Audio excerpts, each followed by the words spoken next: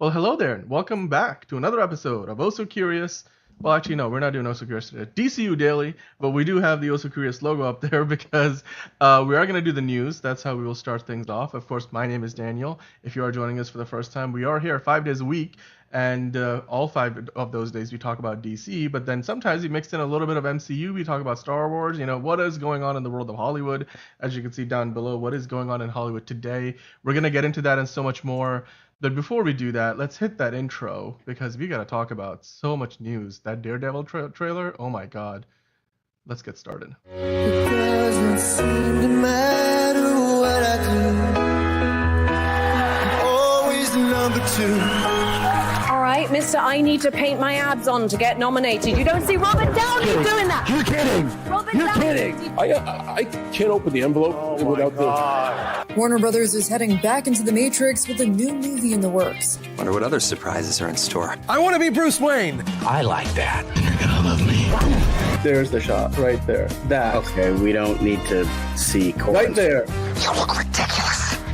Well, not no more, he don't. What, dude? I can barely understand you. Your accent's insane. What the needs now? Give me a hand up. Nope, I'm actually okay. Thank you very much. Oh, wow. Wow.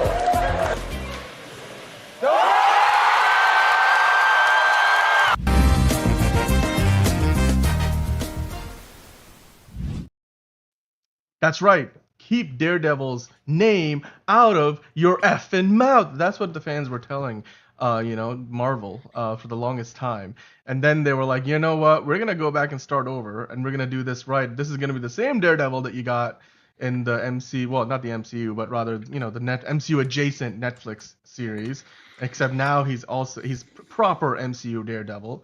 That is the intention, at least. But the trailer dropped today. We're gonna talk about it. To do that today, of course, with me, I've got John. How are you doing? I'm doing really, really good, I think.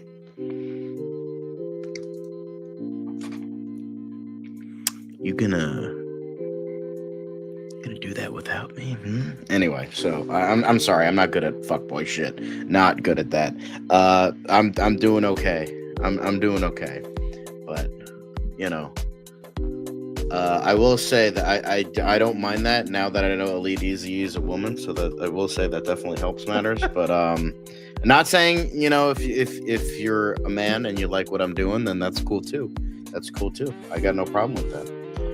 I'm just saying. Like a lot of a lot of fans love me for what I do with this, and that's surprising to me. But you know what? I'll take it. Anyway, news is. Let's get into the news before this gets fucking hornier than we want it to be. I just let it sit there for a bit. Let us do his thing. We have Michael in the chat right now. We've got Manos Time in the chat. Hello to both of y'all. We've got Enterprising joining. Enterprising, thank you for joining us today, as always. NTR Prizing. NTR Prizing. I like to read it as Enterprising. Saying, I have been reborn in the confines of my imagination. LOL. We will get into that. Manos Time saying, I'm more interested to see what the series is about. Violence is cool, yes, but I felt those series were born than that, or more than that. I'm sure you meant to say more than that. Ironic. Enterprising is like, sorry, I had caffeine. Yes, caffeine also has an E before the I, but it's okay. You had caffeine. Spelling errors and all. It's all good. And we got Hosea. Afternoon, gentlemen. Well, it's evening for us, but afternoon to you, Hosea. Menace is like more than that. Yes, exactly. Yes. A few errors in grammar in the chat. It's right okay. now, You guys are typing fast right on your phone. It autocorrects. Okay. It's cool. We cool. It's all fine. good. Well, you know what they won't autocorrect? The nominees have been announced now at the BAFTAs. Let's get into those, shall we? It's award season, of course. We've been talking about it now for a few weeks. The Golden Globes happened. The Oscar nominees, you can vote. The Academy's voting right now on the short list to kind of narrow it down to just the nominees that will ultimately get at the award shows. That could be anywhere between 5 to 10 different names of movies or artists doing for various different categories. Similarly, of course, we are now in the lead up to many other awards. We have talked about the DGA awards. We have talked about the Writers Guild awards. Like, we'll get into those a little bit later, actually. But to start off, the BAFTAs, the British Academy of Film and Television and Arts. I believe that's what that stands for. I might be missing a word or two, but BAFTA, basically. They were like, it's too long. BAFTA. Let's just call it BAFTA, which is actually sounds really nice. And they're one of the oldest, awards that being given out there in the world. I mean, outside of the Oscars and the Golden Globes, they're one of the oldest ones around.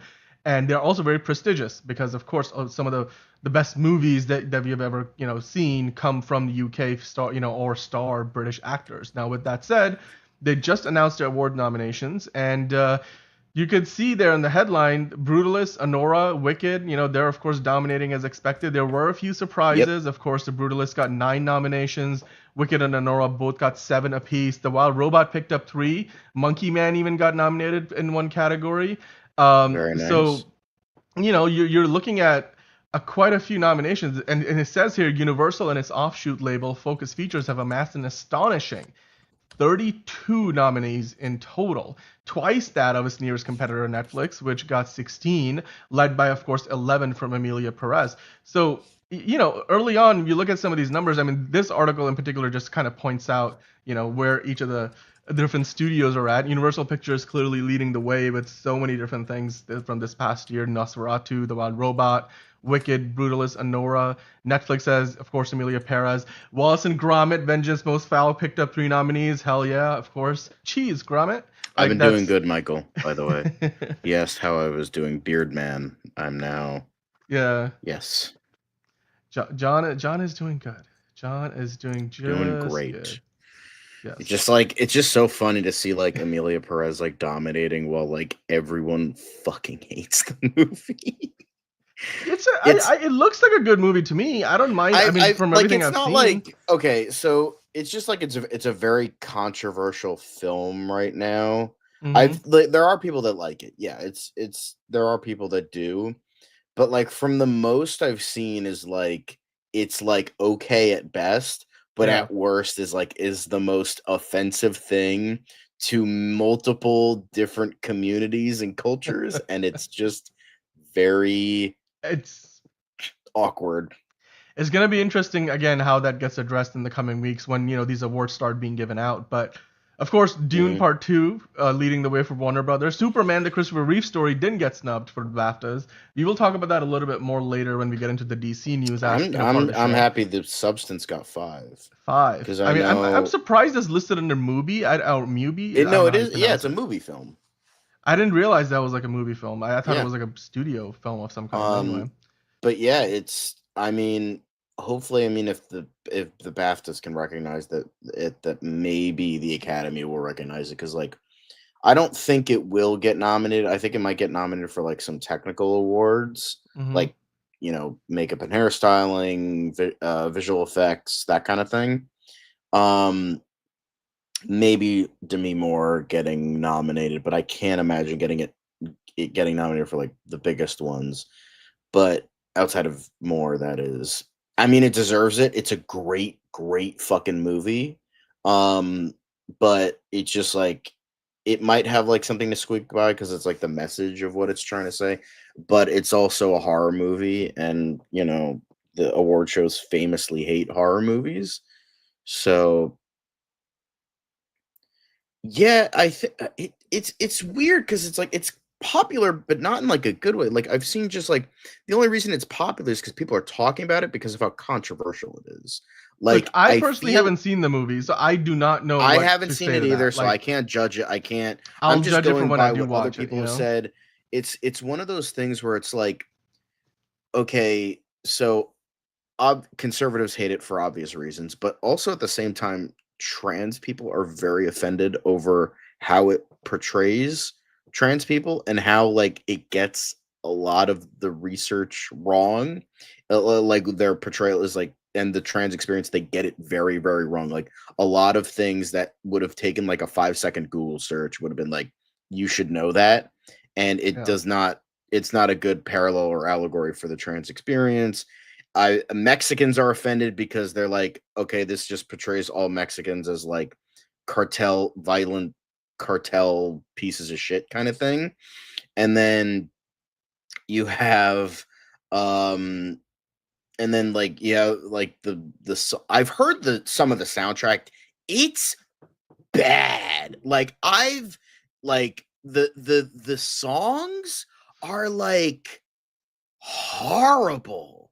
I don't. They're horribly But look, sung, and and the lyrics are just terrible. Like it's not like I don't know. Again, I can't say what I have for the movie. It's just like it's one of those cases where it's like it's kind of like Crash in a lot of ways, where it's like how the fuck did this thing win Best Picture? Because it's like the Academy just being in its own bubble, like they always are. Like, oh, we're gonna nominate and have this movie about like trans people win, but then it gets like, yeah, the representation of trans, yeah, exactly. But it's just like, oh, we're gonna get so many points by, having this nominated or even win. But everyone outside of the bubble is like, no, this is horribly offensive and look, like at the I will. most an okay movie. Here's the thing. I haven't seen the movie. I can't really pass judgment on it because I don't know. Again, I don't know how good or bad the songs are. I will judge that for myself when I do get a chance to see it. What I will say though, some of the criticisms you listed out just sounds like this movie, like people are looking at it as it needs to be everything for everybody. No movie is gonna be everything for everyone. Like a movie movies by design inherently take a very specific perspective on a situation to tell a story. But the behind the scenes aren't great either. Like the director, who's a French director, said that like he pretty much bragged about not researching anything for this movie, like about like Mexico's culture, and that's always insensitive. Like you gotta like and LGBTQ community stuff. And then the casting director famously said, yeah, we didn't get a lot of Mexican actors for this movie because there aren't enough good ones. Are you sure that's what this? Is that like the quote or? I don't know if that's like the exact quote, but it was like something along those lines. Like we couldn't find that many for the movie because there weren't enough like good actors, and it's like, oh, that's not great. Oh, well, no. Look, at the end, here's the thing. At the end of the day, the movie is it's being nominated across the board for all of the different award shows. So, I mean, having not seen the movie, clearly, there's overlap, of course, in some of these academies, whether it's the British Academy or the Academy Awards or Golden Globe, but there are different people, nominating the same movies. So I imagine they're seeing some quality there, something. And yes, there's controversy around a lot of movies these days because movies, again, they tell a story that gives a very specific perspective on a situation to tell you a story that the director or the filmmakers want to tell, and that just means that not every movie is gonna be everyone's cup of tea. That's just how art is. It's subjective, right? But with that said, I mean, getting back to the BAFTAs themselves, of course Conclave is in there as well. They point out here that Conclave picked up 12 nominations, including for Best Film, Director, Leading Actor for Ray Fiennes, and Supporting Actress for Rossellini. What's her full name? I forget her full name. Or is that her full name? That's not her. I remember when you did the Conclave review, you guys all pointed out that she was like, one of the best parts of the movie. But then of course you mentioned, Emilia Perez got 11 nominations. And then you even have supporting actress for Selena Gomez and Zoe Saldana. So it looks like, again, the same, the usual suspects for this year between The Brutalist, Wicked. You've even got like Dune Part 2, A Complete Unknown, Emilia Perez. You've got Conclave. So yeah, I mean, The Brutalist is one that I think is gonna start to pick up more and more momentum because when you look at like going into the Golden Globes, not a lot of people are expecting it to really kind of lead the way in the way that it has so far. But clearly now that we're starting to see all these different academies and guilds nominated so much, I think it will probably get a few more Oscars by the time we get to the Academy Awards than what we maybe anticipated at the beginning of the award season. But now I wanted to kind of quickly touch upon the VES, the Visual Effects Society feature nominees. So some obvious ones here. Kingdom of the Planet of the Apes. You know, anytime you make a Planet of the Apes movie nowadays, it has to be nominated because, again, the work that they're doing is still pretty groundbreaking on so many levels, and they keep improving. You know, 4 or 5 movies in, they're still making them better somehow. And speaking of better, I mean, Better Man, of course, another movie with walking, talking monkey, and then Dune 2, which I think Dune 2 is gonna probably snap up a lot of these awards.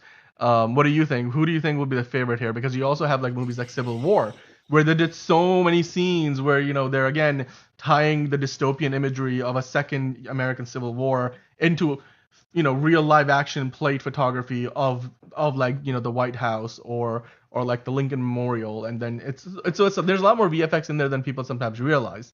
But then you have Mufasa, where the animals look so real. I mean, it's an alien Romulus, of course, which has had its fair share of controversy. I mean, it seems like Dune Part 2 is probably gonna fucking sweep everything. I feel like, I mean, it's just like it is a technical marvel. Like it's so good. Kingdom of the Planet of the Apes have some of the best like mocap CGI I've seen in a long time. Civil War had a lot of good VFX shots because like half the time I didn't realize they were VFX shots. So whatever they do decide to do, I mean, Dune Part 2 is leading the way with 7 noms. So I mean that makes sense because it's just from a technical standpoint, it's brilliant. Of course, Mufasa is in the same category, for outstanding VFX in a photoreal feature. Mufasa, Twisters, Twisters. That's I fucking hope Twisters wins, and I don't even. That's the underdog. That's the underdog. Of course, the VFX house MPC. I can already the ones behind the Lion King. My friend is gonna if like probably Mufasa wins because he's like a Twisters like super fan. One of the like 3 that exist apparently, and I can just imagine. And he saw Mufasa, absolutely hated it, and he's like, I can only see like him being like, "Are you fucking kidding me? Fucking Mufasa wins over fucking Twisters? Are you fucking kidding me?" Like I could just imagine him like going off, which like do so because it's stupid. But, I hope that Planet of the Apes gets some recognition this year, because even though Dune's probably going to sweep up a lot of things, Planet of the Apes with the work that they've been doing now for years, they've already won several big awards, like the big award of the night. They've won on a couple of occasions in the past with BAFTA, the effects that they do, because BAFTA is of course also responsible for some of the effects in the Avatar movies. So I mean those guys in New Zealand, they're one of the best in the business at like photoreal water and all the hair simulations and stuff. By the way, I did want to welcome on in. We've got Angelica in the chat. We have KC in the chat. We've got, of course, now let's see. Derpy is here. Manolo is here. Hello chat.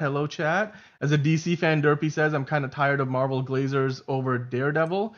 Well, we haven't even gotten into the Daredevil part of the show yet. We're gonna talk about it.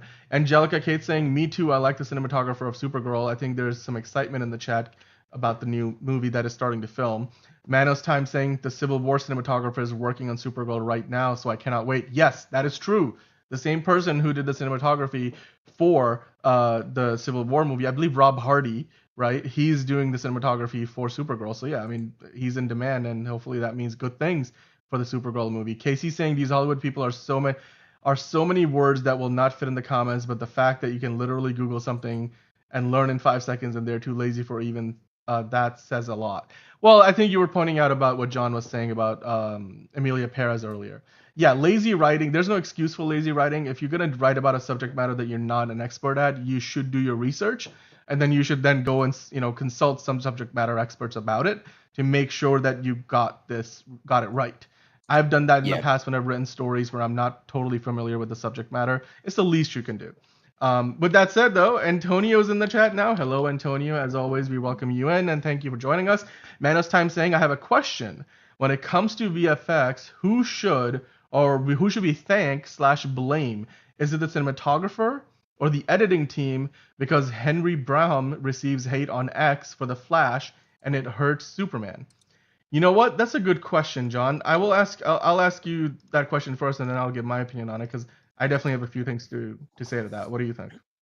I mean, it's on Twitter. Who gives a fuck about Twitter?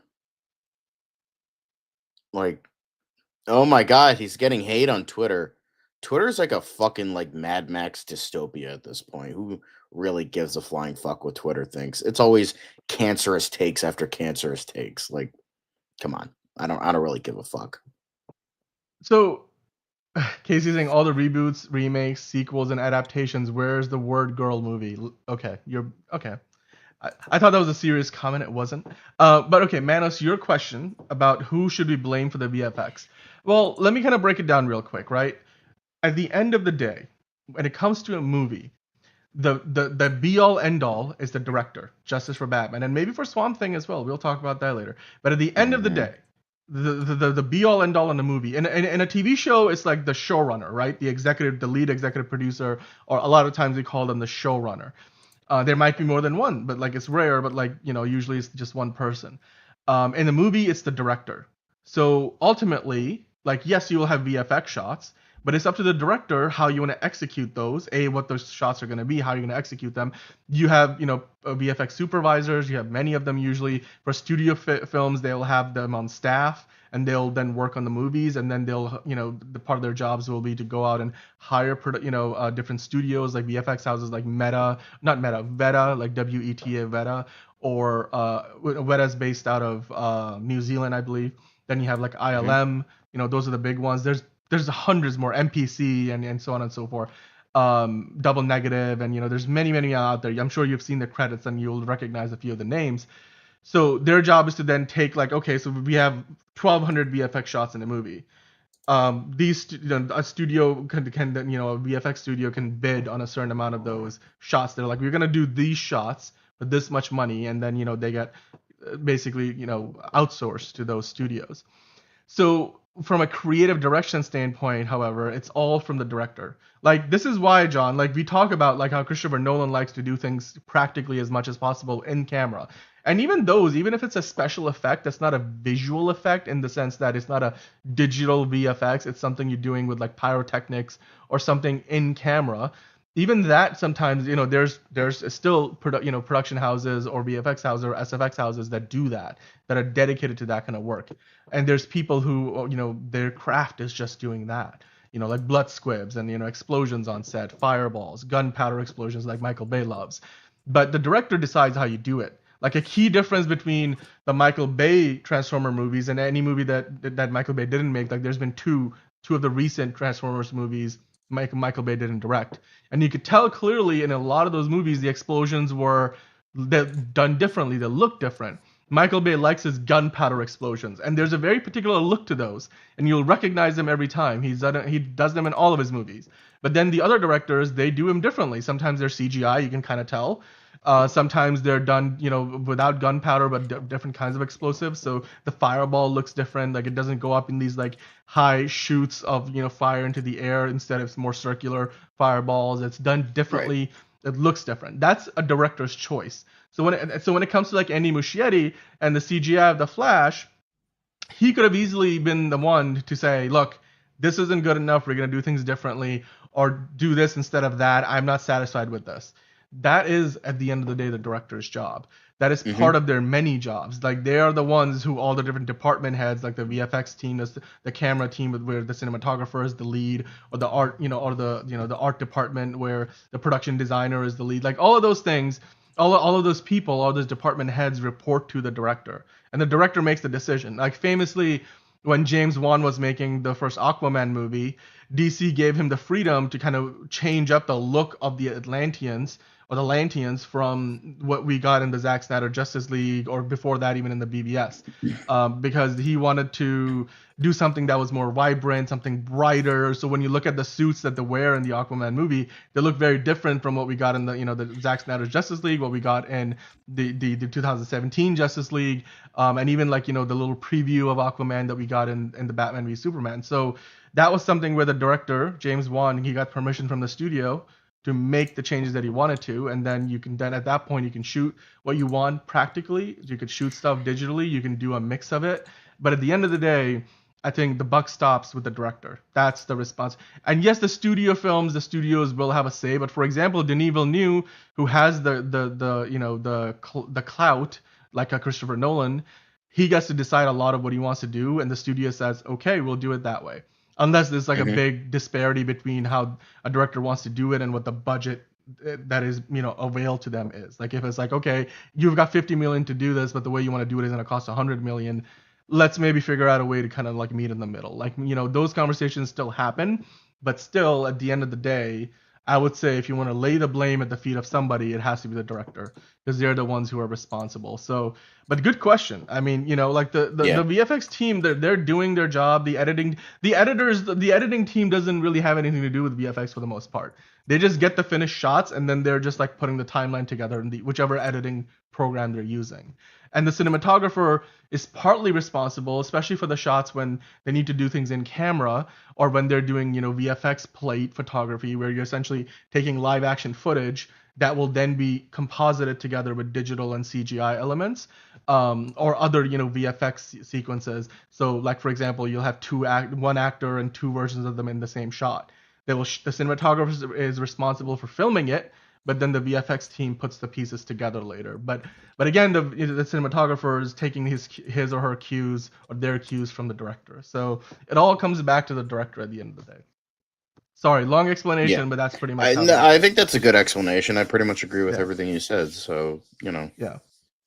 There you go. So hopefully that clears a few things up. Angelica saying James Gunn cinematographer has many good track record interims in VFX. Yes, I think James Gunn his VFX, not VFX, his cinematographers that he has worked with in the past, they've always, had a good symbiotic relationship, let's say. So that's why his VFX have always looked fantastic, right? The Guardians of the Galaxy Volume 3's VFX looked great, like finished, perfect, beautiful. And that movie came out not that long after, Thor Love and Thunder, where clearly a lot of the stuff was half-baked. So that's why we can blame Taika Waititi for the terrible VFX in Thor 5. Whereas when you look at Guardians of the Galaxy Volume 3, great VFX, that's on James Gunn.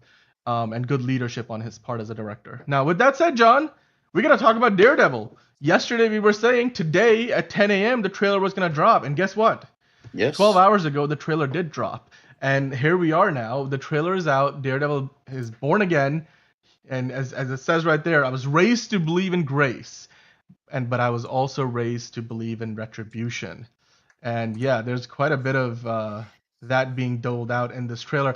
But I wanted to ask you, John, you saw the trailer. You get a lot of action in the trailer. You get a few different versions of the helmet. You're seeing a suit that looks similar to the Netflix version, but you're also seeing other variations. We see, Fisk in there. You're seeing some of the old, the old usual suspects of characters from the world of Daredevil come back. Not everybody, but maybe some Easter eggs as well. We're going to break this down. We're going to go through it point by point. But before we do the deep dive, I wanted to just get your opinions, your first thoughts on how this trailer looked to you. Looks okay.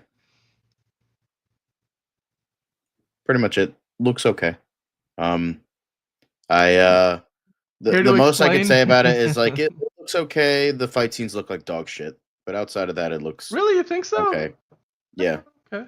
Compared to what we got in the Netflix show, now it's entirely possible they're saving all the really good ones for the show, and they're showing off the kind of lesser ones for the for the trailer. But I noticed that for a lot of the fight scenes, they're doing the haphazard editing, where it's like you cut every it's like 5 picoseconds. Yeah. And you can't fucking tell what's going on. You can't tell what the fuck is going on.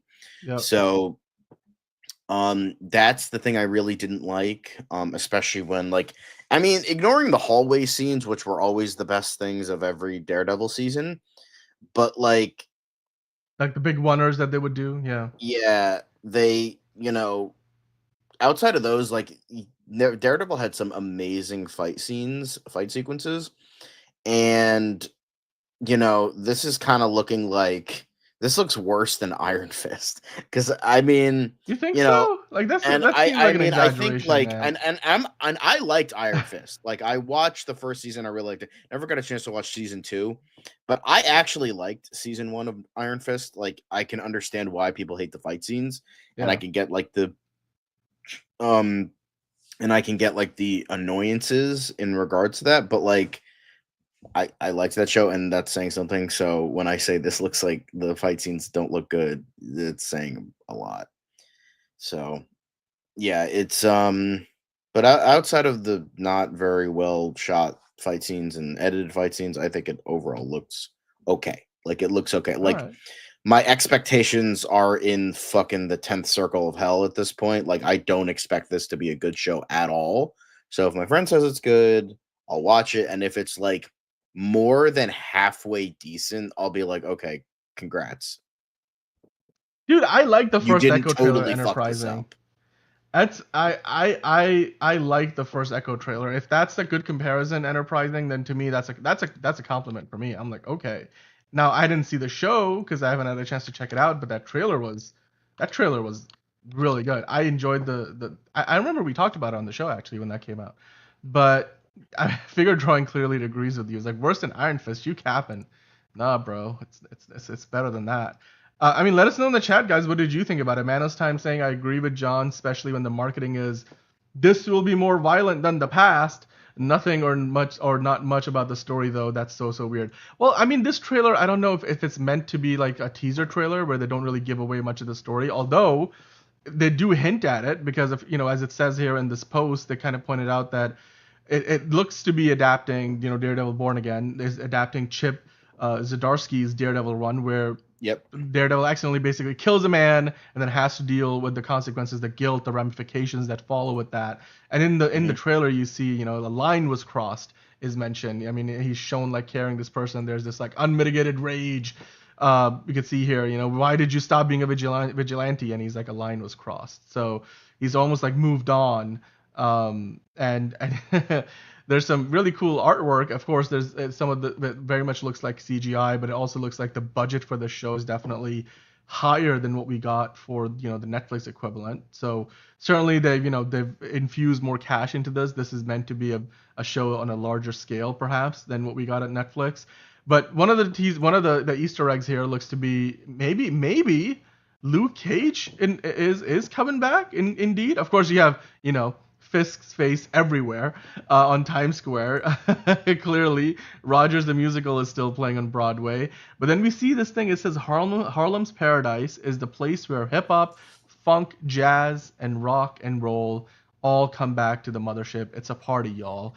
So, do you think that's a Luke Cage reference, Sean? Do you think we're getting Luke Cage coming back in the show? I don't know if we're getting Luke Cage, but I mean they've talked about how they're that the most positive rumors I've seen in terms of like we're gonna get another Punisher show, like we're gonna get a continuation of that, and they want to do a continuation of Jessica Jones. It's unlikely that Iron Fist would get one because everyone hates Iron Fist for no reason. And then and I'm not talking about the show, I'm talking about the character. Yeah. And it's possible we can get Luke Cage, but I mean it being inspired by Chip Zdarsky is definitely really good because I've heard nothing but amazing things about his work. The only thing iffy I've seen from him was the Gotham War arc in Batman. I think he wrote that, where it was like Catwoman's like, hey, crime should be okay if you're just like pickpocketing people, but then it like is a slippery slope, and like there's like this whole thing, and it's like Batman's like, no, you shouldn't fucking do that, and then the entire Bat family takes Catwoman's side for some reason. No, what? Outside of that, he's done like really good work. Like Chip Zdarsky, I have like a whole like saved file. Like I have oh, what is it? What did he do? Spider-Man Life Story, is that what he did? That's that's on my list. I have a couple like Chip Zdarsky stuff, and I've heard nothing but amazing things about his Daredevil run. So if that is the case, if they don't fuck it up, then please. Dude, Figure Drawing is coming for you. Question for John. You hated the fight clips in this trailer. What do you like? I hope that like arcane fight scenes because I like the fact that this doesn't look like a giant ball of cancer, which I expected. Like it looks like halfway decent, but I don't have a ton of faith in this show because I absolutely adore Daredevil. Daredevil is the best thing to come out of the MCU. No cap. Like easily that's like I don't care. Oh, but it's Marvel. I don't give a fuck. It's MCU canon. It's the best thing to come out of the MCU. So, well, I think they changed that. They changed it. I think Originally, they said they were 18, but they cut it in half. So when they because basically they started working on the show from almost from scratch. They kept some of the stuff from what they had already shot before they did like almost like a soft reboot of the show in production. Now the episode count is 9. So it is only 9 episodes. Well, what I think it was supposed to be 9 and 9. It was supposed to be 9. They were going to go on a break, but then have another 9. But I think they just have those original 9 episodes, and I think that's it. I don't think we're going to get another 9 unless this is greenlit for a season 2. Or a season. They did a whole 5, overhaul, and so far I don't. Yeah, like you said, I don't think those extra 9 episodes are ready yet. As far as we are aware, somebody let us know if that's. It's not going to be like a 18 changed. weeks in a row kind of thing. I think they announced that because they thought like, oh, we're getting 18 episodes of Daredevil. This is great, but then everyone's like, this. That was meant to be 9 and 9, like Figure Drawing saying. It was always meant to be 2 seasons, but I don't know if they still have that. I think no, it wasn't supposed to be 2 seasons. It was supposed to be all part of one season. Because I remember the initial on the Wikipedia page, and they announced this. It was like, we're going to get 18 episodes, and then it was going to be 9 in like the spring, and then 9 in like the fall or something like that. Yeah. A lot of people. Okay, so there is controversy with Iron Fist as a character. I think they might have whitewashed the casting. No, they didn't. That's the problem. They didn't whitewash because the original character is white.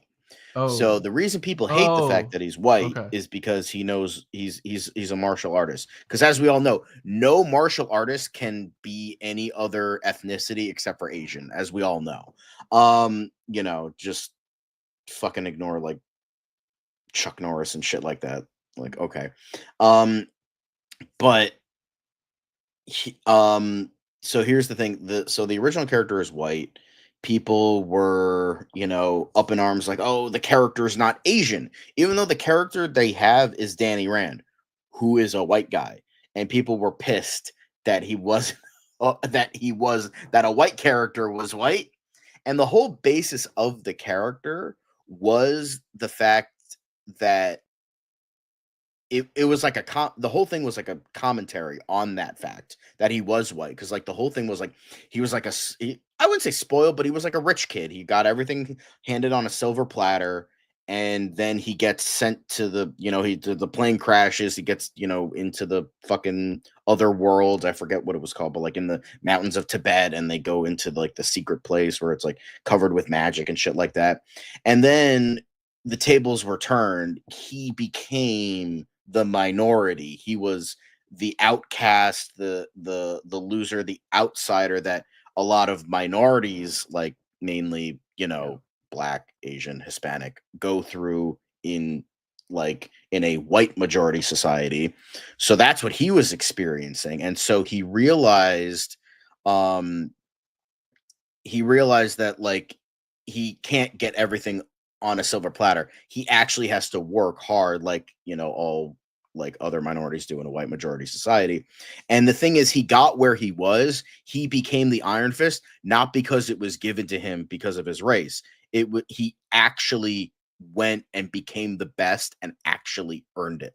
Like, that's why it worked. And the reason that Heroes for Hire became so legendary and such a great like friendship in the comics was because both realized, that was even though it was literally just blaxploitation and martial arts movie are failing. Well, these two characters that were born out of those two things, just stick them on a comic together.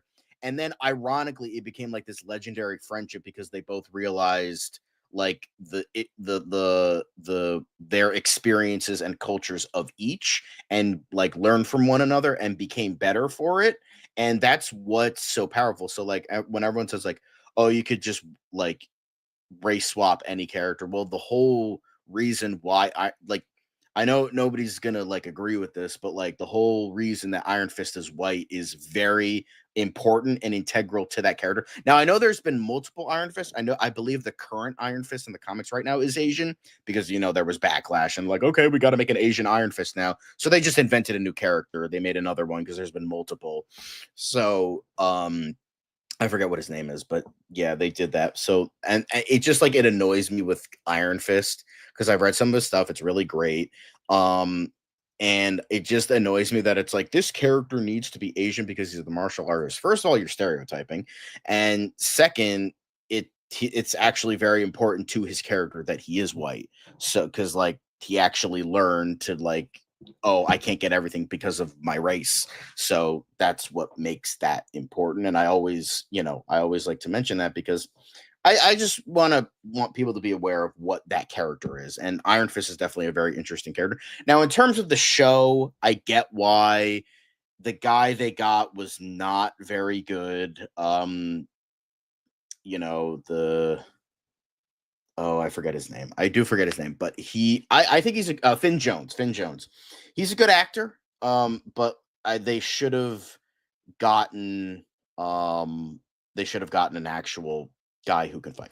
I saw a lot of people that were outraged about this, like again, mainly from like Tumblr and Twitter and all that. Again, like the idiots, but like even the then, internet. there was enough people that were like, yeah. "Why did this happen?" And it's like, you don't know anything about comics.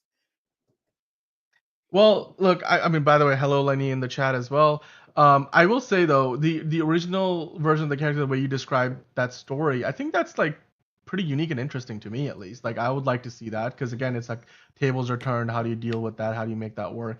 But hey, look, it didn't come off as trying too hard. It was very subtle with its like machinations. It's not like it's not like, because this was back in the 70s. This wasn't modern comics where it's like forcing their agenda on you. It was actually done like with subtlety. I know like modern comics have forgotten that word, subtlety, nuance. A lot of people forget that. Oh, well, we're living in the ultimate and absolute worlds right now, so subtlety isn't exactly figure drawing, we've been in two different camps of stuff, so it's like that's what I saw when I was I think there was coming out. And I'm not saying you're wrong. I'm not saying like you just didn't see that. I'm just saying I saw it. If you didn't see it, fine, great.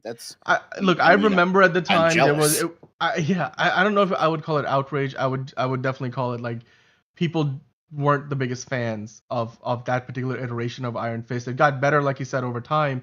But when we first got an introduction, I do remember people pointing out, like, it's internet rage baiting, though. Like, so I didn't put a lot of, really, not a lot of weight into the idea of like, oh my God, like this looks terrible. Like, watch the show. If it's bad, it's bad. And clearly it started out bad, but then it improved. If my friend says it's good, then I'll watch it. But if he's like, this is like the worst thing ever, then I'm like, okay, I'm not going to watch it.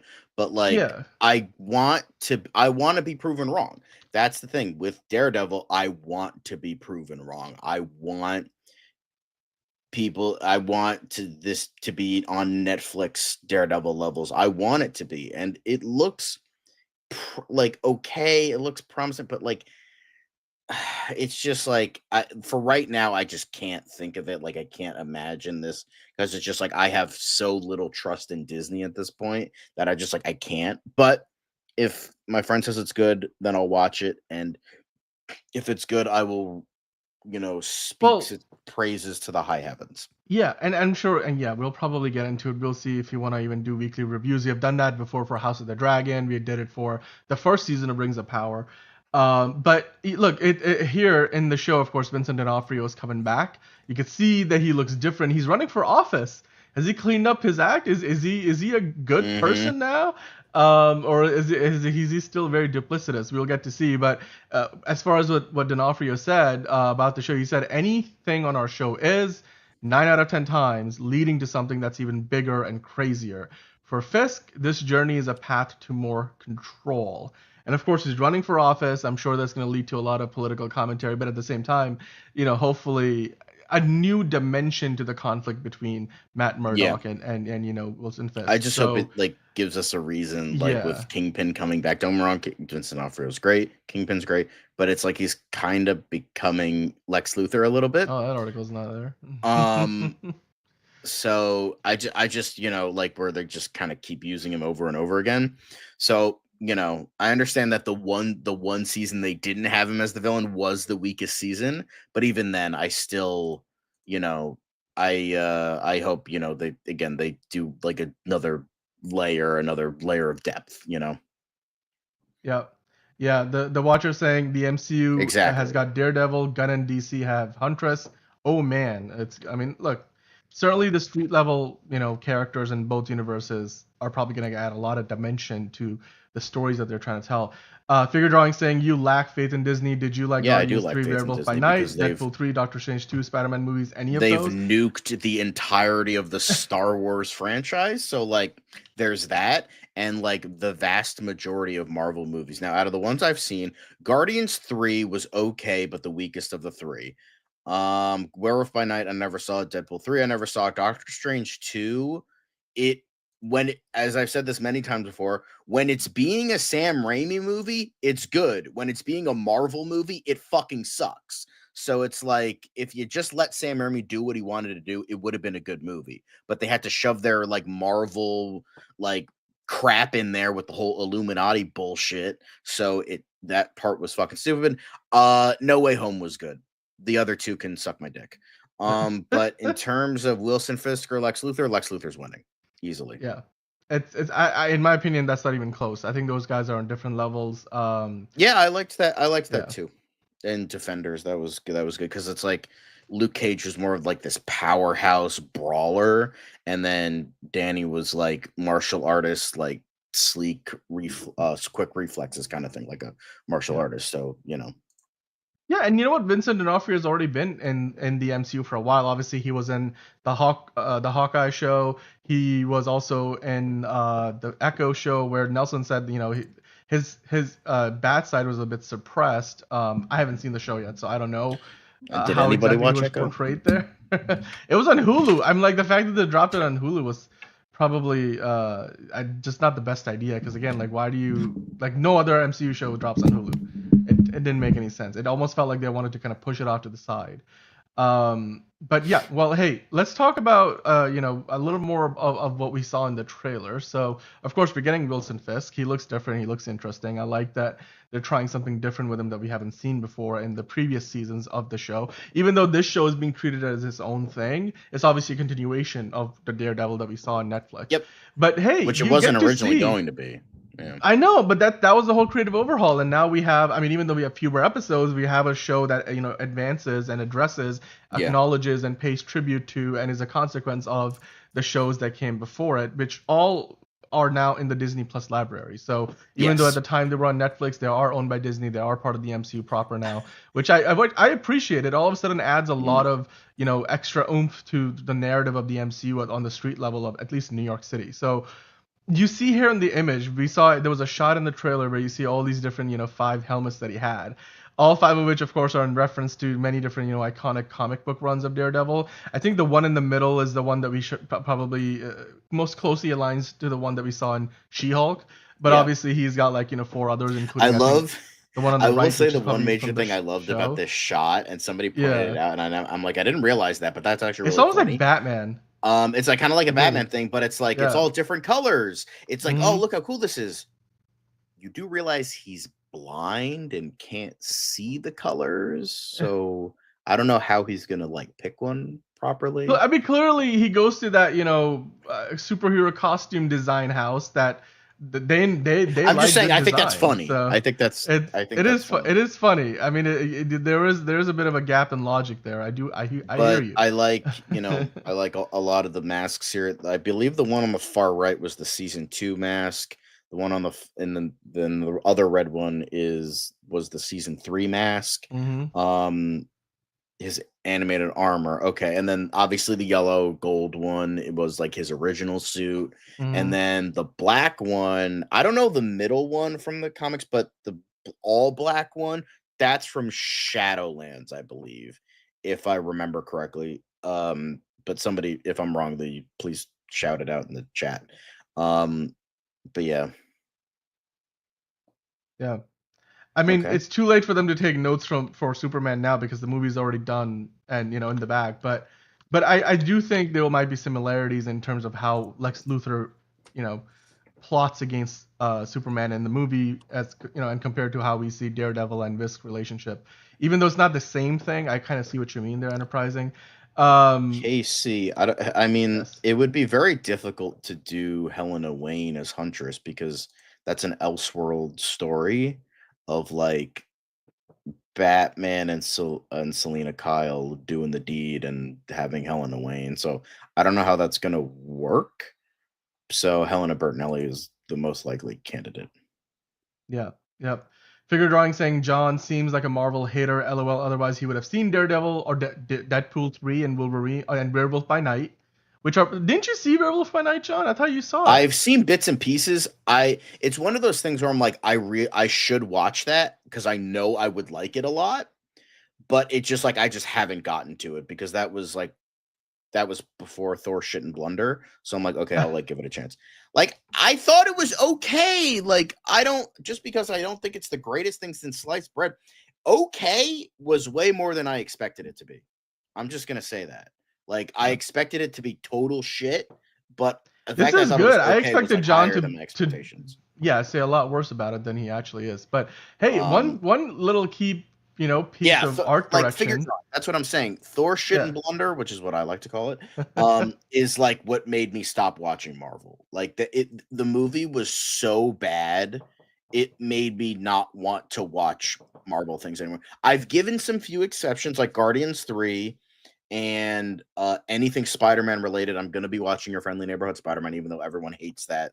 Everyone hated. Hey, that was the one where everyone hated that trailer, and I liked it. So do what you must, and then figure drawing saying fair play. I get it. So those are like some exceptions, but yeah, I do want to watch Werewolf by Night. I have my own principles for Deadpool and Wolverine on why I have not seen that and don't plan on ever seeing it. But I've talked about that at length, so let's not get into that. I will say though, I appreciated the Easter egg here, or just great art design. I think, and when the horn is out. It looks like a D for Daredevil. It's meant to look cool. It does look cool. I like it. I'm okay with it. Every once in a while, a little detail like this, especially clearly this show has a bigger budget than the one on Netflix did, and these are the kind of shots that a bigger budget affords you. So I'm all for it, and I don't mind it at all. But with that said, John, I would say I'm excited. They didn't ruin Christian Bale in Thor shit and blunder. He was like the one good thing from that fucking movie. Dude, he acted the heck out of that film. Yeah, because it's Christian Bale. Like they just didn't give him enough. I was like, no, they didn't. It started off so well. He killed one god. He was a god butcher. He only butchered one god. I was like, I want more. They god butchering for the god butcher. It was like. God. But it was funny. I remember when it was that monologue when he's talking with the kidnapped kids, and my friend, like, I laughed 3 times throughout the movie, and none of them for anything in the movie. But my friend like leaned next to me. He's like, "Wow, Christian Bale, the first Marvel actor to actually, act." I fucking lost it. I don't think that's exactly true. That's but not exactly true, but it just made me laugh. It's an exaggeration, but I get it. The other time I laughed was. What was it when the fucking like head, the bad CGI head of Heimdall's kid is like I laughed out loud, and then my friend he said something really terrible, but it was so like out of pocket that I just couldn't help but laugh when Darcy Lewis came on screen. My friend just like it was like pretty much quiet. I mean, it's a movie theater, so it was pretty much quiet. He just bluntly says, "Man, she got fat," and I'm like. Are you fucking kidding me? Dude, that's insensitive. So okay, you know what? Like, that's not just mean. That's terrible. Like that's terrible. I'm like, dude, are you fucking serious? He's like, what? And I'm like, yeah, that's terrible. And dude, plus, Kat Dennings your still friend looks wishes very beautiful. Yeah, so, your friend wishes. Kat Dennings. Like seriously, just honestly, look in the mirror before you start saying that to other people. But that's just me. That's but hey, you know what?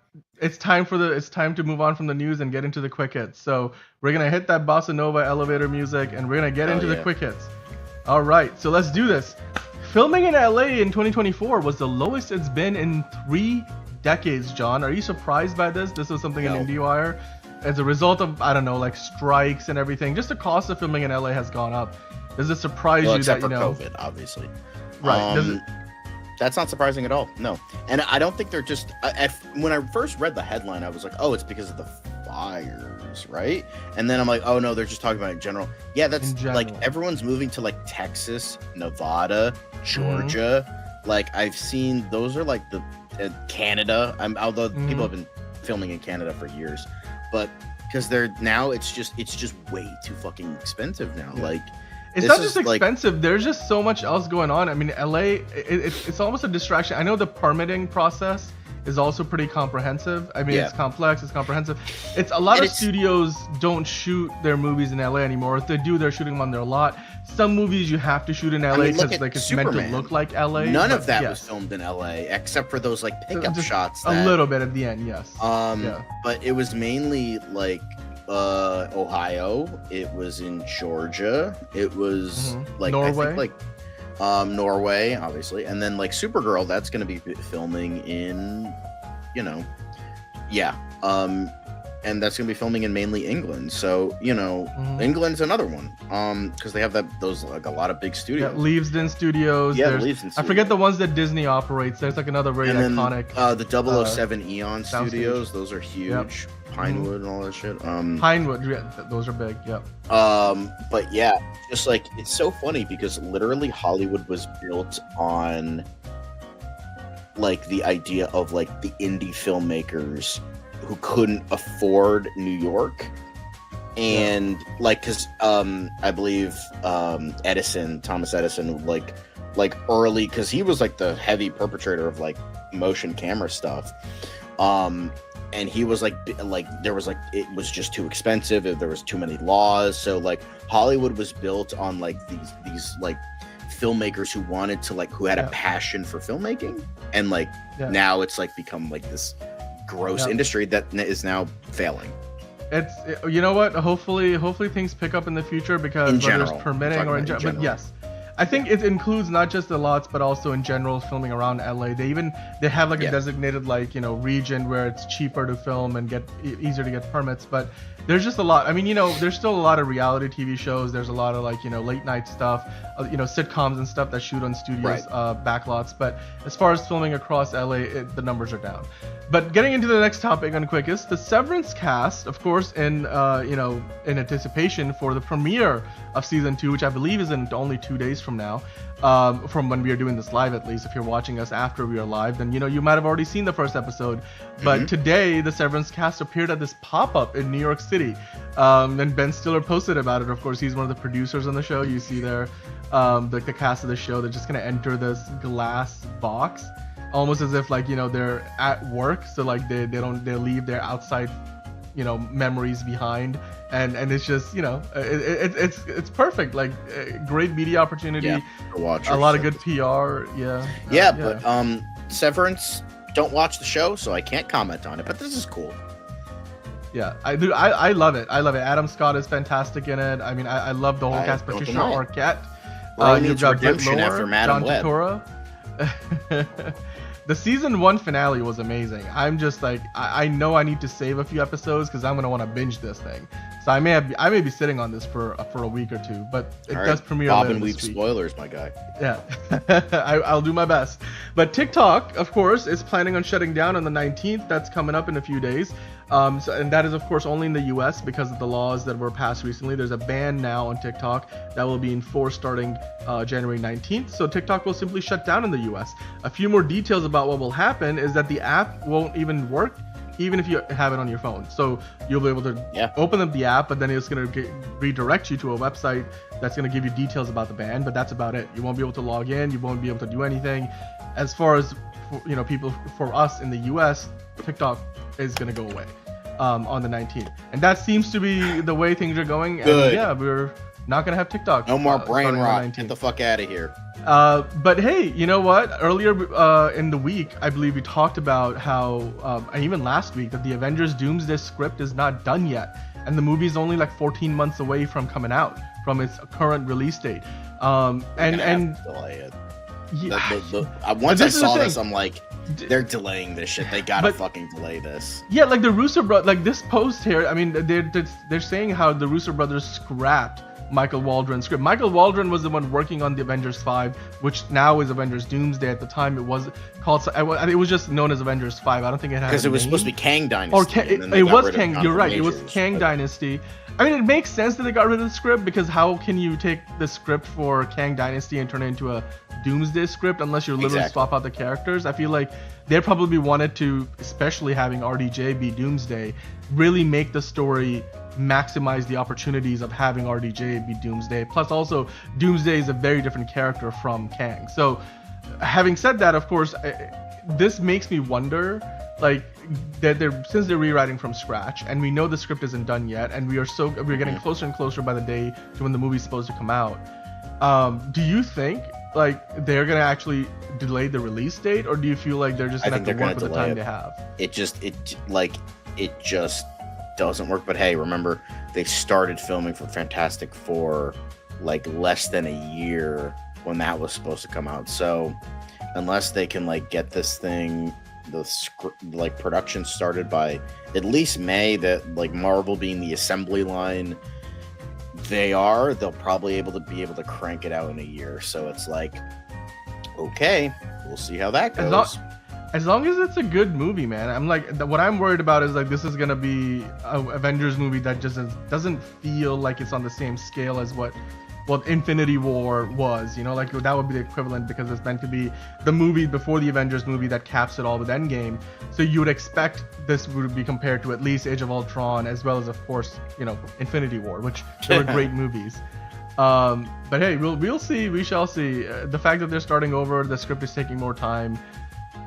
I don't know. But hey, you know what? Today marked the 4-year anniversary of Kathryn Hahn, making her official MCU debut as Agnes / as we now know, Agatha Harkness. Don't care. I like Kathryn Hahn. I don't care. I love her as an actress. I think she's fantastic.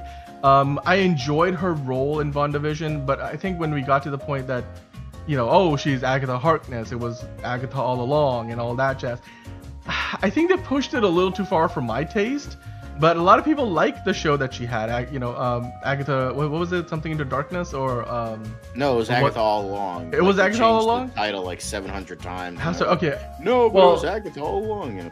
But at the end of the show, spoiler alert, I think she ends up becoming a ghost. So I don't know where that leaves us with her character. If she's gonna be in the Vision Quest show, or if we're gonna get a second season of her show. But hey, it's been 4 years and she's still hanging around. I don't think she's going anywhere anytime soon as far as the MCU is concerned. But Leonardo DiCaprio is now, jumping on in, as have other celebrities before him, to help out with the relief efforts for the LA wildfires. He just committed $1 million to help with the relief efforts. What do you think about this, John? Again, he's the latest name amongst many. I mean, we've said that celebrities do this mainly for their own clout and their own and tax breaks and all that shit. But you know what? At the end of the day, it still helps somebody. So I'm like, all right, that's still good. So good for you, man. Whatever the reason. I mean, look, people are getting help. I don't care if they're doing it for publicity or not. The $1 million is gonna still make a big difference. So as far as I'm concerned, that's $1 million more than what we had yesterday for the relief efforts. So good on him, and he's certainly got the money to throw around, and I bet you that $1 million he's not gonna miss all that much. So why not put it towards a good cause? So good on you, Leo, and keep on keeping on. But hey. Also today, it would have been the 77th birthday of the one and only Carl Weathers, who had an iconic career, of course. You see him there with Adam Sandler. Of course, he was in the Rocky movies. John, how do you remember Carl Weathers? He would have been 77. He was in The Mandalorian over the last few years of his career. He did a bunch of other movies as well, but really the peak of his powers was back in the 80s. So yeah. How do you best remember Carl Weathers today? I mean, Apollo Creed, my guy. That's how it is. But he was also the father of Creed, son of a bitch. the Michael B. Jordan character. Best handshake of all time. You got to push It's almost like the mega pencils. powers. Anyway, but yeah, Dylan, you son of a bitch. Anyway, but yeah, Bros was amazing. Also, you know what? Happy Gilmore. You know what? That's great stuff. We're getting a sequel. I got his head. But yeah, Carl Weathers, fucking goated, man. He's a legend, will be a legend forever. Fucking amazing, man. R.I.P. But you know what? He has a legacy that will live on. Absolutely. Well, and yeah, talented actor, a legend, and somebody who left a real mark on the world of entertainment that we live in today. Now, of course, another trailer that dropped today was a new look at Robert De Niro in a political thriller, a limited More series Robbie called action. Zero The bro Day. needs his money. It's premiering on February 20th, so it's still about a month or so away. But yesterday we were talking about, Robert De Niro in The Alto Knights. Today we're talking about, him in Zero Day. Did you watch it? Does it excite you? I mean, political thrillers can be interesting, it's got but Robert also De can Niro, be terrible. political thriller. I think this is cool. I like how it's like, I imagine it when seeing the title. I was like, Zero Day. I thought Zero Dark 30, but getting rid of the RK third part and combining it for Zero Day. I know it has nothing to do with Zero Dark 30, but that's where my mind goes because my mind is weird. Well, to me, it looks interesting. This is right up my alley. I will watch it. I mean, they got Robert De Niro on Netflix. He's somebody I would expect to have something on Apple TV Plus. But hey, Netflix. Well, got I mean, he to was him in The first, Irishman. So. To be fair, He was. That's true. That's very true. But that movie's too long. That movie's too long. It was too expensive, and ultimately, Irishman was great. Netflix struck out on the awards. Didn't really get any awards. Yeah, but anyway, fuck the Academy.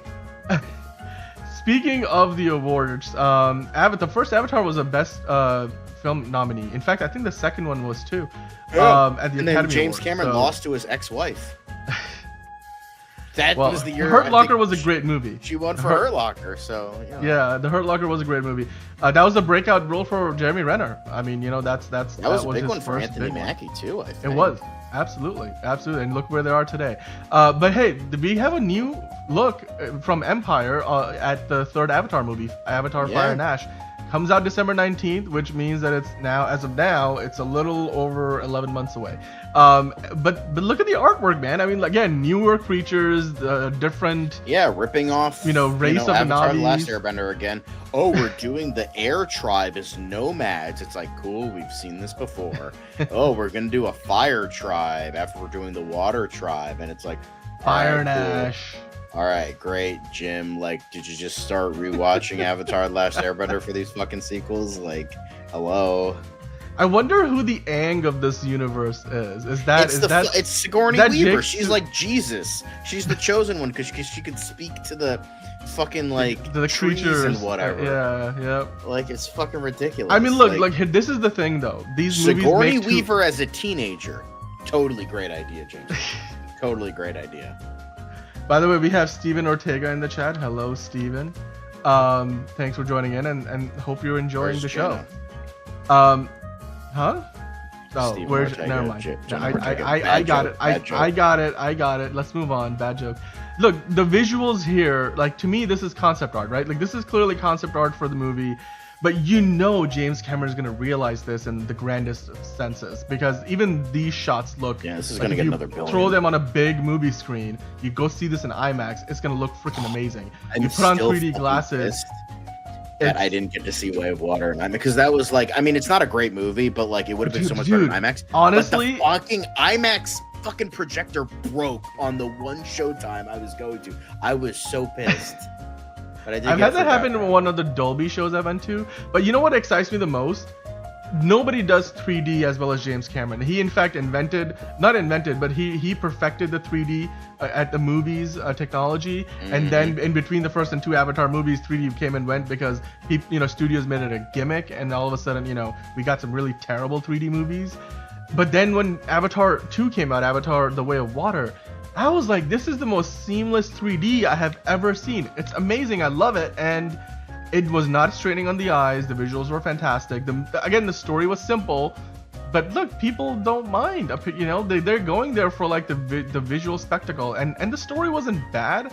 It wasn't, you know, completely original, but it was definitely impressive. So I'm excited to see just how well Fire and Ash does, because to me, I mean, look, yes, it does look derivative of like, are they really doing, you know, the Avatar, the TV series? Because I mean, yes, they are doing more sequels for that too, right? Like, Aang is gonna be back in movies or something. I feel like they're allegedly, yeah. There's two different versions. There's the one on Netflix, the show, and then Nickelodeon I think is doing movies. But anyway, I think they might be animated though. I think maybe, but you know what? They're not gonna make nearly as much money as this Avatar movie is gonna make. So let us know in the chat what you think about it, because Avatar, Fire and Ash, we got a first look, and I'm sure we're gonna get a trailer at some point in the next few months. Reportedly, they've already shot, you know, most of Avatar 4, so James Cameron is cranking these out. But with that said, John, I think that brings to a close Quick Hits for the day. All right, and so I'm gonna elevator music out turn the music off. There we go. There goes the music. But hey, guys, let us know in the chat what you thought about the Quick Hits, the news. What did you think about the Daredevil trailer? What did you think about the Fire and Ash preview, the concept art for the latest Avatar film? How do you look back on the career of Carl Weathers, who would have been 77 today if he was still with us? But nonetheless, you know, we had a lot of news, new awards nominees as well. Hit that like button, hit that subscribe button, hit the notification bell, and we'll be back with more news tomorrow. But we're not the done end yet. It's not the end. It's not the end, because look, Bounty. I just noticed this is brought to you by Bounty. This is brought to you by Bounty. Was that even there before? I don't know how that got moved. Well, welcome on into another episode of DCU Daily, not sponsored by Bounty. I'm going to hold my hand there. But my name is Daniel. I'm like now taking the oath. And I am here to welcome you to another episode of DCU Daily. Brightest day, blackest night. Let's get into the DC news. We'll start off with some, you know, like smaller tidbits, and then we're going to get into the Swamp Thing stuff. I have got a few things to say about those James Mangold comments. Off, Queen.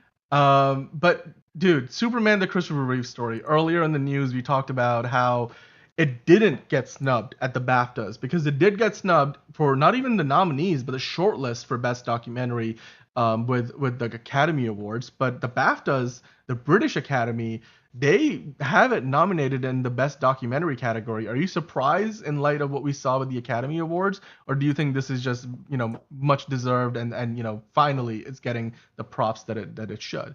It should have gotten the props, but like whatever they decide for the nominations for Best Documentary Feature, I'm sure those films will be great. I just, you know, this was like the one documentary movie I saw this year, so I'm like, all right, this was great. Why is it not nominated? So, you know, because I think the Academy said it was ineligible for some reason, and that's a shame. But like, it's fucking great. So I'm glad the BAFTA is. I don't know why it would be ineligible though. That's I remember seeing that it was ineligible.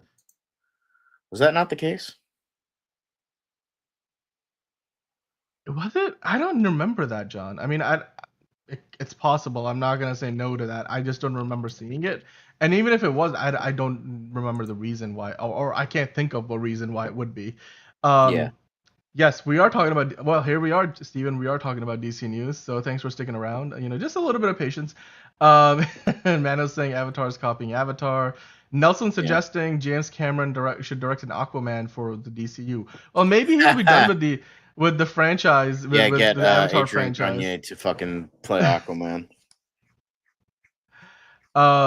Yeah. Get Michael Bay and have it be you know, Jake Gyllenhaal play him. Aquaman. That's because that's what was in the Entourage universe. Adrian Grenier's character didn't want to come back for Aquaman or whatever for fucking some reason. I don't know. I never watched Entourage, but then so they had to like write him out of the contract. So then they got Jake Gyllenhaal to be Aquaman, and then they got Michael Bay to do it, and it was like a flop. Damn. Well, at least that's not the timeline we live in. But hey. Yeah, no, we got Aquaman: The Lost Kingdom, which honestly is probably worse than we that Michael Bay also got movie. the first Aquaman would made $1 billion. I'm just talking about sequels, my guy. I'm just talking about sequels. Whatever. I'm like, I enjoyed Jason Momoa's Aquaman, and No, I laughed. love the first one. I That's like laughed at top the second 5 movie. DCU It was movies, hokey, easily. and it wasn't the best thing ever, but I had fun with it. It was a Whatever. great adventure film. It was. This It was. is Now, smoking crack. I'm just gonna say that. The Penguin has now been nominated in other news for Best Limited Series at the 2025 Writers Guild Award. So I mentioned earlier it's the award season, and of course the Penguin continuing to get its flowers. It's now gonna have another potential trophy coming its way.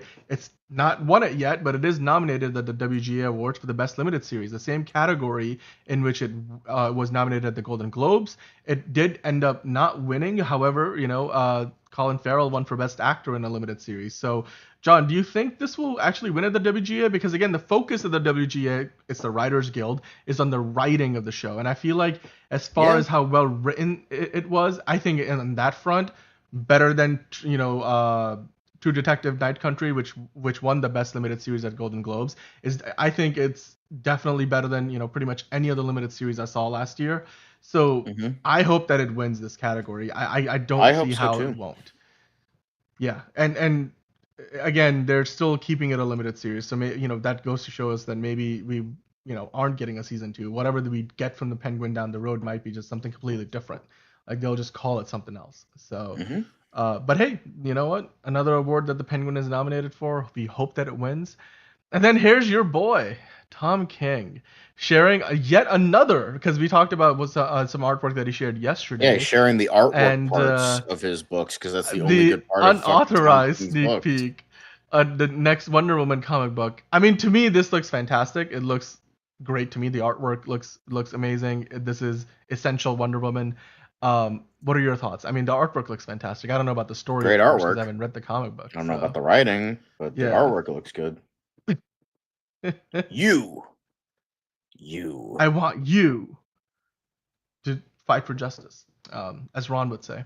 But hey, let's dive into the meat of the DCU Daily series. No, the vegetables. Oh, I see what you did there. We gotta have your greens, because Swamp Thing is coming to town. Or is he? Because James Mangold has been saying he just wants to do his own thing. Maybe he's just a standalone. Like, let me walk you through some of his comments. Because in a recent interview, I mean, this was from MovieWeb, but I believe he was talking about one of a Complete Unknown, still at going out and promoting that. But then of course he keeps being asked about Swamp Thing, because he's been attached to that since James Gunn and Peter Safran announced the initial slate for the DCU. But we haven't had any really concrete updates on the project. Now James Mangold has said that Swamp Thing at DC is just a matter of, do we find a way on the page to say something original? Now that just seems to me like this is really early going for him. Like to me, this screams he hasn't really even put any thought behind this. He just has a rough idea of what he would like to do. I mean, so as far as the timeline goes, this immediately tells me the Swamp Thing movie isn't coming out anytime soon. It's certainly, 3 or 4 years away at the bare minimum. But John, like you said, can they even do something original, or have we really seen every iteration of Swamp Thing we can? I mean, the Wes Craven one was very horror related, and like horror kind of bit of action, that kind of thing. Very like, for the world, and very like, a lot of like eco kind of stuff, like pro eco, like, oh, save the trees, all that stuff, and that was fun. I've seen bits and pieces. I haven't seen the whole thing. Then the sequel, Return of Swamp Thing, was like very like cheesy 80s camp. I haven't watched the original show from the 90s. I've heard that it's pretty good, but it like kind of follows the similar vibe of the second movie. And then the show was like very much like a dark, foreboding, like supernatural character study, which is something I kind of hope for. That's kind of what the aim I want for Swamp Thing to be, is like I remember him saying, oh, he wants a gothic horror movie. That's great too. Something I feel like the best parts of the Incredible Hulk do that. Like, that's like, because the best parts of the Incredible Hulk movie was like the sort of Jekyll and Hyde monster inside kind of thing, but like purely the Hyde part. But like he's like, because the thing is about Swamp Thing is like he's not really like, it's been described in the comics at least, where it's like he's not really Alec Holland. He's like the assumed consciousness of Alec Holland. The way they described it, especially in the show, is very weird. Where he like kind of had the memories of Alec Holland, but it was like it just kind of used his body to create an entity for the Green. So like whatever they decide to do is just like do something original. It's like, or you can fucking like go to the fucking decades of comics that have been made and do something from them. I know that's crazy, but like that's what they're there. They're just sitting there waiting to be ingested. I know Alan Moore hates his work now and hates everything he's done and hates everybody, but like going back to his run is like Kino is like that shit's great. I know Rick Veitch continued his run and I've heard his stuff is pretty good. But like just fucking, go to the comics. And if like nothing screams like, oh, just take some ideas here and there. Obviously you don't have to like adapt anything, but like go there. Like I don't get like, bro, you literally made Old Man Logan good. Like why is this trivial for you now? Like I don't get that. Like, bro. By the way, this movie doesn't have a release date. They never gave it a date, so you can't really delay something that never has had a date. Exactly. Just saying Manos time. But go ahead, John. Yeah, I mean the take on this movie, like how do we? Well, Casey is saying, okay, Swamp Thing is using Alec Holland's life force. Yeah, that's what the like kind of what it was. I just didn't know how to like put that in the words, so thank you. But and then Gunn said it was going to be about Alan Moore's run. Casey said followed up with that, but like he's not writing and directing the movie, so like, what the fuck? I mean, I understand James Gunn's like, oh, we want that vibe, but it's like it's all up to James Mangold. I mean, this is the other thing too. Is this another project where James Gunn is working with a writer on the script, and then the script gets handed to James Mangold to turn into a movie? And if that is no, the way James they're going Mangold about is it, writing the movie. Like it's like a Matt Reeves thing. He's writing the movie. He was announced as writer and director. Oh, really? Yeah, that changes things. Okay, I mean, but then he's said that he wants to do a Star Wars movie next. So yeah, he wants to do Dawn of the Jedi, which supposedly is set to start filming in December of this year. So I'm like, where does that leave Swamp Thing? Does that, because if it is starting to film in December, that's probably going to take up his time until at least the end of 2026. So then the earliest he gets going on this is 2027. I mean, like, does that mean we don't get it till 2030? Like that's a long time to come. Like it's only 2025. 5 years, man. That's a long time. I mean, I imagine it's like going to be like at least I think like Swamp Thing would probably come out with these recent statements like 2028, 2029. So now the other thing that James Mangold said about his approach to Swamp Thing that almost it tickled me. I don't know, and maybe not in the wrong way, but in light of what Andy Muschietti has been saying of late, it certainly did bother me that again we have another director here who's sort of like, running amok, and James Gunn, who we used to say, oh, he's really got, hit a lid on things over at DC. It just seems like he doesn't quite have, at least he's not on the same page with some of these directors, or at least from a PR perspective, like he's not telling them to okay, play devil's advocate. I'm gonna play devil's. But hold on, but let me, before you say that, like I'm gonna read out the quote. What he said was, while I'm sure DC views Swamp Thing as a franchise, I would be viewing it as a very simple, clean gothic horror movie about this man/monster just doing my own thing with this, just a standalone. Which again to me is like, okay, so in James Mangold's mind, he would like to do this as a standalone, and yet this is part of a larger cinematic universe. Does that tell you that there's some sort of cognitive dissonance between what James Gunn and James Mangold discussed? I think it means he's just doing one movie. Like he doesn't want to do sequels. I think what he's saying, and this is kind of the devil's advocate thing I was talking about, is I think he's saying Swamp Thing in and of itself. He's not talking about the broader DC franchise.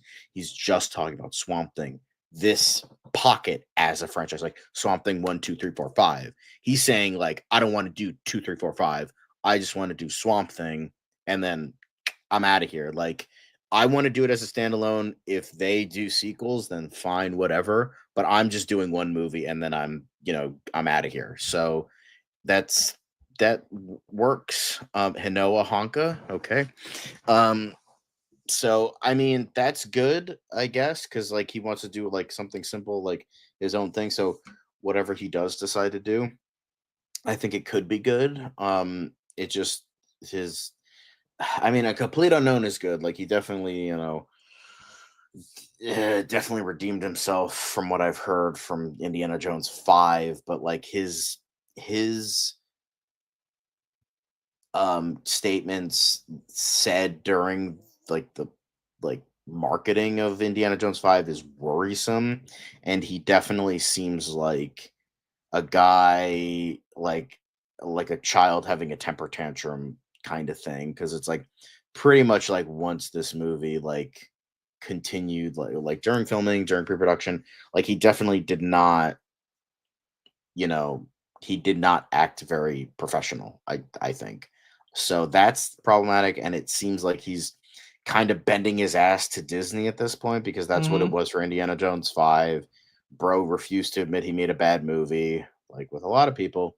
Again, another And director like Andy Muschietti, like, pointing the blame everywhere else, but, oh but man, I himself. had a bad day at the office. Even though I enjoyed Flash the movie, or the Flash movie, I still thought that, it wasn't the perfect film, and certainly, most people Yeah, I didn't mean, like the the man CGI, a still lot of makes other good things. movies. It's just like that So, unprofessionalism will forever taint the mouth of anyone who talks about this guy, because you fucking shot yourself in the foot. And unless you like profusely apologize, you will never be redeemed from that aspect. Now, I can separate, like, the dude makes good movies for the most part. Yeah, Logan still amazing. The end, what should have been the end of Hugh Jackman's career as Wolverine. Um, so that's the, like, him acting extremely unprofessional. That's the thing that will forever taint a lot of fans for him. I mean, if he makes great movies after, I mean, A Complete Unknown, I've heard that's amazing. So, whatever that is, but as long as he keeps making good movies, cool. But I can never like trust him as a like somebody outside of just like a guy who makes great movies. But I guess is good because he's the director, and that's, all he's done. So it's like, sure, I guess. But it's just like, that I'm just talking about me. I don't know what anybody else thinks about this, but that's just the vibe I get. And it's just like, yeah, pretty much. Yeah, it's just like, and then like throwing John Williams under the bus, having bitch fits on Twitter to people that are like, this doesn't look good. And he's like, well, fuck you guys. So, it came off as very, very childish and unprofessional. So, it's just like, let's just hopefully just look at this guy, a guy who makes great movies, guy who made two great comic book movies. So let's hopefully keep that part. And you know I just there's a little bit of friction there, let's say friction. But I think in terms of this quote specifically, I think he's just talking about Swamp Thing as a franchise, not necessarily DC as a franchise. Yeah, exactly. But I mean, Andy made one good movie out of, in the eyes of me. Again, I liked It Chapter 2, but I'm just saying, out of the 4 movies he directed in terms of the wider audience, he made one. Because no, like Mama, I've heard is mid. It Chapter 2 was not well liked by a lot of people. And then The Flash was not well liked either. So I'm like, at least with James Mangold, bro fucking made Logan. He made The Wolverine. He made Walk the Line. He made A Complete Unknown. He made Ford versus Ferrari. He's made a lot of great movies. So this I'm more excited for, even though he's very unprofessional. At least like he has a lot more street cred to back him up, especially comic book street cred. Andy Muschietti directed one shitty movie. He's directed at least 2 amazing movies, one of which is considered by many to be the best Marvel movie of all time. So, yeah, and I think Logan is the best Marvel movie ever made. Yeah. Period. Easy. Yeah, Wolverine is okay. Here's the thing. I will say this about the Wolverine. The first 2/3 of that movie are Logan levels of good. Yeah. The third act shits the bed, much like Wonder Woman. I agree with that. I think the third act is where like the studio got involved and was like, no, we need a big superhero fight, even though that's not what the movie called for. No. And that's where I think they backed off and let him do what he wanted to do in character Logan. film. So. Yeah, I mean, I like them too. I'm just saying, I'll talk about the popular thing, but it's just like the Wolverine was fucking Kino until that last act, and the last act isn't bad. It just there's this disconnect. Like you could see the movie like literally before your own eyes lose steam. Like when he gets to the when he gets shot with like 100 arrows, I'm like from there on the movie should have been different from how it turned out. Yeah, like then it got hokey and like very X-Men-y, and I was like, oh god. Well, with Welcome to Derry, he's just an executive producer. I think he's the director, but like that's TV. TV's very different from movies, and he's not like I mean, he's directed several episodes. I don't know if he was a showrunner, but he was very heavily involved with the movie or with the TV show. So, yeah. But I mean, the Watcher's saying Winter Soldier, Iron Man, the first one, Spider-Man 1, Spider-Man 2, and Logan are the best Marvel movies. I think so too. I think for me, the best Marvel movie ever made is probably Logan, and then next to it, or next, after it for me would be the Winter Soldier, and then a third I would probably place Iron Man, and then at fourth I would put Guardians of the Galaxy, the first one. Oh God, I can't. I don't know my. I have it on Letterboxd. I do. Then on 6 for me is Spider-Man 2, because I just think it doesn't age as well compared to those other movies. But I mean, that's a hard list to come up with, man. That's a hard list. But I mean, talking about DC though, but while you think of your Marvel movies, to me, like what I think about when I think of this Swamp Thing project, why did they announce it when they did, when they could have held it back if they didn't think that, James Mangold would be working on it anytime soon? They made the announcement in late 2023. We're sitting here at the beginning of 2025.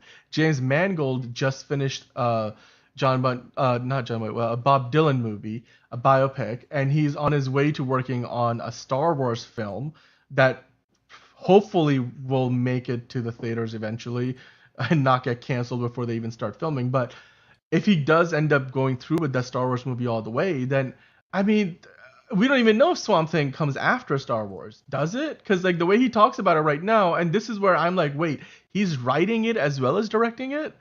If he's writing it, then the way he's talking about it right now, he's talking about it in hypotheticals, man. He's saying, while I'm sure DC views Swamp Thing as a franchise, I would be viewing it as a very simple, clean gothic horror movie about this man monster just doing my own thing, but this just a standalone. Yeah. He's talking about it in hypotheticals. I'm like, this guy doesn't think he's going to be working on this for another 4 or 5 years. Where does that leave us? I mean, why announce it in the first place? This is the same thing about Batman Brave and the Bold. And you know what? With Swamp Thing, I can let it go because Swamp Thing is not a big character. But like with Batman, I'm like, Batman is central to DC. Why bring on somebody who's got 5 other things lined up before they're going to get to it?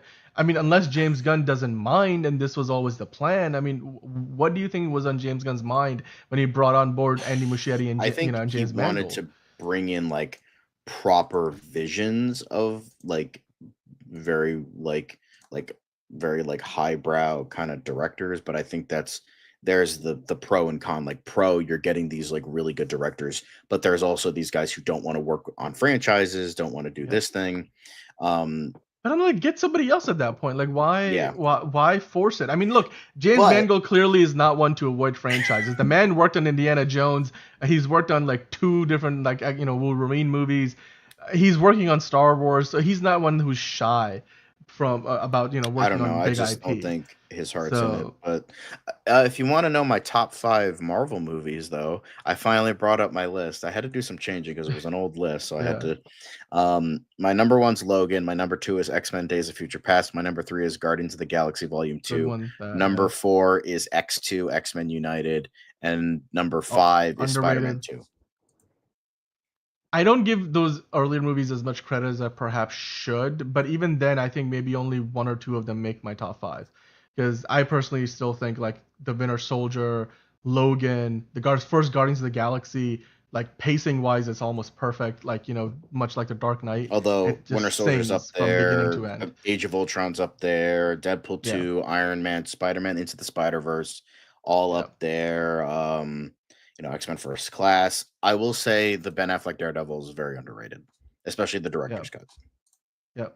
Look, Manos, this is a hot take, but yes, I will put the first Guardians of the Galaxy movie over the first Spider-Man movie. I will. It's a better made film. It's a better movie. It like I can watch that Guardian because one big reason. Here's the thing.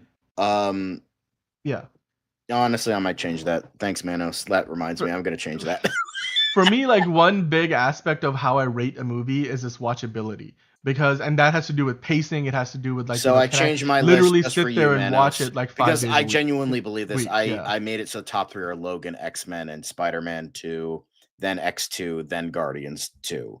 So thanks for that, Manos. I didn't realize that because this was like I don't even remember the last time I edited this list, so it was wild. So by the way, Hosea saying Guardians of the Guardians Galaxy 2 is still great. Dude, Guardians 2 is my favorite MCU movie of all time. So I need to redo this list. I think for me, the first Guardians movie is the best one. The second one is the second best. The third one is the third best.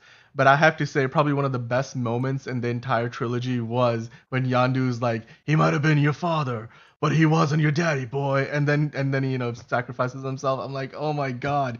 Yes, instant tears. To this day, I'm Mary Poppins, y'all. I'm like, I love it. Michael Rooker is such an underrated actor, and I just loved everything he brought to that franchise. Fun fact, my top 5 worst: Thor Love and Thunder, X-Men Origins Wolverine, Fantastic Four Rise of the Silver Surfer, Iron Man 2, Fantastic Four, the first one. No, I'm not going to. Fuck you. I'm just Stop interrupting me, John. Thank you, Lenny. Thank you for standing up. All right, you can always mute me, I'm just saying. I can, but I choose not to. I would, because I'm the Toby movies, nice the guy. first 2, definitely. Yeah, you know what? They're up there for me, but they're not. I think Spider-Man 2 is good, but a lot of people have like the like the nostalgia goggles on when they talk about it. And while I'm not saying they're bad by any means, they're iconic. They're really well-made movies, and they do in a lot of ways stand the test of time. They're very much straight out of the comics in many ways. I love Tobey Maguire as Spider-Man. I think Andrew Garfield was a better Spider-Man and Peter Parker, but I still think the highest I can put Spider-Man 2 is probably at like 3 or 4 maybe in my top 5. I'd have to think about that, but the Watcher's saying I love both of the Fantastic Four films unapologetically. The That's original fine. ones. I like them. The first one was good. The second one was a little hokey, and I think the way they did Galactus was kind of the same mistakes that they made with and if you want to follow me on Letterboxd, my name is John, and John Carpenter is my profile pic. So there you go. Yeah. And by the way, Jose, I'm making a good point. Iron Man 2 gets better with time. I think I didn't give it enough credit. I appreciate that is it more. True. I have not seen it since the theater. Because Mickey Rourke's performance has more to it than what we remember sometimes. He does. In fact, it's just the problem is it. Sorry, continue. I was just saying the thing of Mickey Rourke's performance in the movie is that Iron Man 2 movie goes a lot darker than most anything MCU movies or TV shows care to or even try to do today. Like literally the movie is allegory on alcoholism, except they do it with whatever he's injecting himself with to stop himself from dying. And then Mickey Rourke's character kind of brings in a very interesting other side to hey, these two people worked on this technology, then Howard Stark got really rich off of it, and then the other guy completely discredited. And there's something to be said about that. You don't see stories like that in the MCU very often, and they went places. Jon Favreau did such a good job with that movie, and the first 2 Iron Man movies are still some of the best movies the MCU has ever done. So I think for me that still deserves a lot of credit. It's like for you, Age of Ultron. Age of Ultron gets better the more you watch it, and the same thing applies to me. I used to not give it enough credit. I think Iron Man 2 is better than actually we give it credit for. I'm gonna post my Letterboxd because he's asking for it. Yeah, Manos can't find it. You can. I got you. I'll post it in. Oh, top 5 DC films. DC film. Let's get us back on track, Caleb. Let's get us back on track. Let me find my list. Hang on. To be fair, a lot of my lists are very outdated, so just please keep that in mind. Because in terms of thought and rewatchability. You mean you don't have Black Adam in your list? By the way, Enterprising saying I still have faith in what Mangold is trying to do.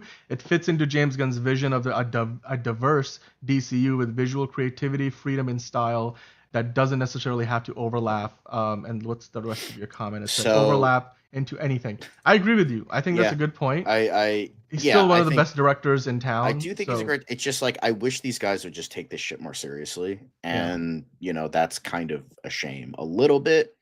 but it's just I think James Gunn is just the problem with him. I think he's just too focused on the stuff he's doing right now than to like worry about these guys. But I think after like Superman comes out, after like Peacemaker is like really getting through, I think we might be getting like more of that. But even then, Yeah. Lenny holding us accountable, but we love all hey, look at the flavors thumbnail. of comic book look movies. Look at the thumbnail. It says MCU times It's DCU. Boom. There it is. Boom. Yeah. So just saying, I fucked up the banners, but that's okay. All good. But John, what are your top 5 DC films? My top 5. Here's the thing. I also included like some of like Vertigo stuff, like every like Vertigo, Paradox Press, that kind of thing. So if like you're like, why is that movie there? It's technically that's why. So my top 5, my favorite is Superman versus the Elite, then Road to Perdition, Superman the movie, Shazam, Justice League Gods and Monsters. Those are my top. That's my top 5. I feel like half of those aren't like theatrical releases, but I count them. Good point by Manos, by the way. The Watcher saying my top 10 MCU is Iron Man, the first Avengers. What is WS? Winter Soldier. Okay. Iron Man 2. Guardians of the Galaxy 2. Guardians of the Galaxy 1. Doctor Strange. Avengers. Which one? You already said the first Avengers. Okay. No Way Home and then Civil War. All right. Well, I think we should wrap up on this. My top 5 films. Even though the question was for you, I think my top 5 DC films of all time. Okay, I think John already knows where I'm gonna start. At number 1, it's The Dark Knight. It's the best superhero movie ever made. It's perfectly paced, and that's not even an opinion. It's objectively a perfectly. It's in my top 10, if that makes you feel better. Top 10 is not enough. It's better be in your top 3, man. But The Dark Knight is the best DC movie ever made. And then I would put at number 2, I would probably put there Man of Steel.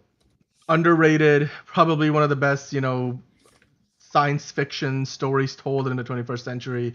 Very well written. Where did I put Man of Steel on? It was visually, mine's at number 34. Zack Snyder knows his visuals. I would probably lower that.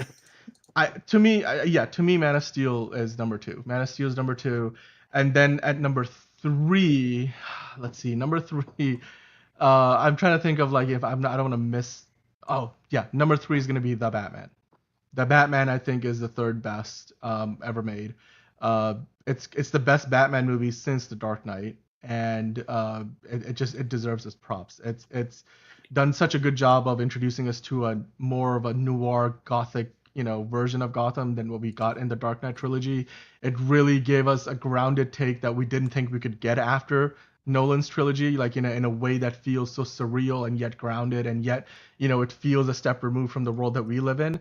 Robert Pattinson, underrated, even if the cowl goes up and it's when it gets chilly, and Gotham is wet, but like still I appreciate his version of Batman. Number 4. I don't know. I'm trying to think like Batman 1989 or Superman 78, but I don't know if I would put those up at number 4. I think it's hard, man. I don't know if any of those 90s or 80s DC movies truly hold up to what we have gotten in recent times.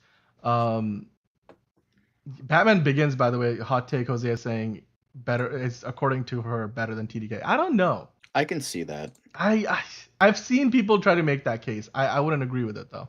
I would not agree with it. So now I moved Man of Steel down to 82. So fix that. I have dude, all okay. Which are not. I've seen 90 DC movies, animated, straight to video, theatrical, all of them. I've seen about 90 of them. The bottom 5 is Superman 4, Batman and Robin, Red 2, The Flash, and Superman 3. Batman and Robin is so much fun. You know what? After the Batman, I'm gonna put The Dark Knight Rises at number 4. I think that movie with Bane, time to go mobile. What a lovely, lovely voice. He's like, do you feel in charge? Like just the infinite amount of quotability to that. in charge? Your Bane voice is great. Yes, as Fiona says. The best take. The best takes. Did you guys talk about Waller and Sergeant Rock yet, guys? Well, Steven, we did talk about Waller and Sergeant Rock in previous episodes. I don't know if there's any updates for those projects today. We know that the scripts for Waller are still in progress. James Gunn isn't quite happy with where they are yet. And with Sergeant Rock, we haven't heard anything about it since they were saying that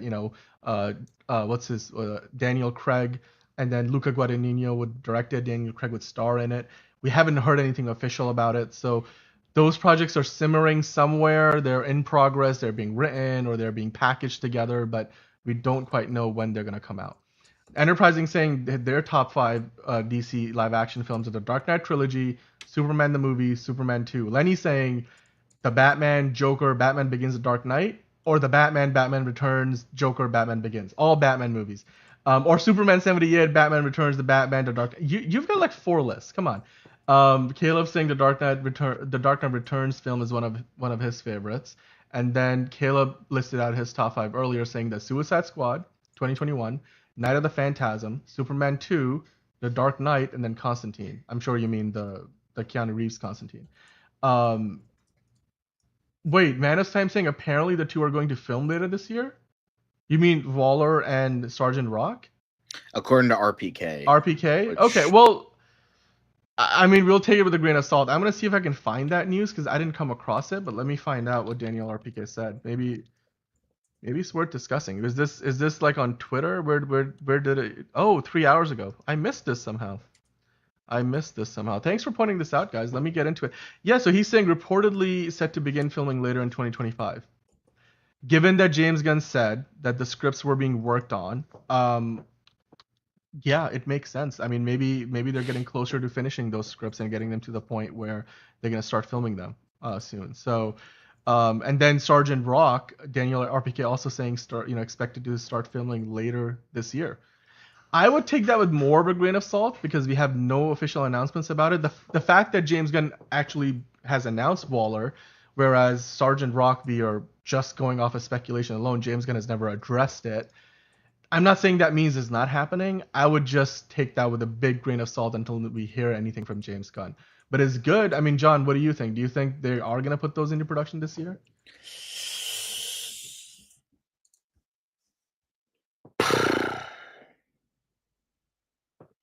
I'm gonna say no, because the 2020 now it's entirely possible we could get 2 movies, 2 TV shows next year, but yeah. Or Waller, what was the other one? Sergeant Rock. So yeah, so 2 movies, 2. I don't know, because the most we've gotten from Luca Guadagnino is like, this might be happening, maybe, kind of, sort of, unlikely.